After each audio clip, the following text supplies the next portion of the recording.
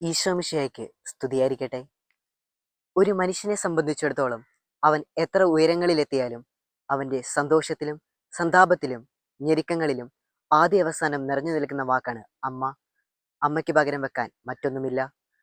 ഇതാ കർത്താവിൻ്റെ ദാസി, നിന്റെ വചനം പോലെ എന്നിൽ ഭവിക്കട്ടെ എന്ന പ്രതികരണത്തോടെ ദൈവഹിതത്തിന് സ്വയം സമർപ്പിച്ച പരിശുദ്ധ കന്യകാമറിയം ആ വാക്കുകളിലൂടെ രക്ഷകനായ യേശുവിൻ്റെ അമ്മയായി മാറി.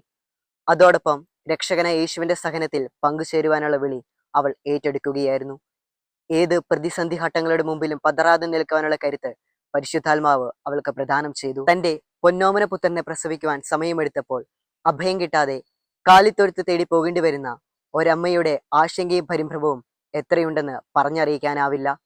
തൻ്റെ ചോരക്കുഞ്ഞിനെയും എടുത്തുകൊണ്ട് രാജ്യസേവകന്മാരെ ഭയന്ന് രാത്രിയുടെ യാമങ്ങളിൽ നടക്കേണ്ടി വന്നു ആ അമ്മയ്ക്ക്.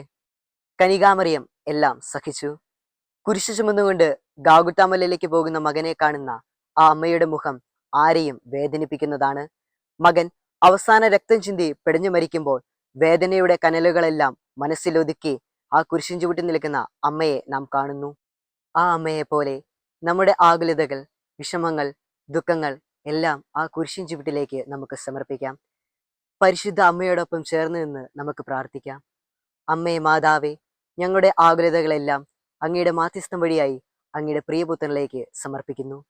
ആമേൻ.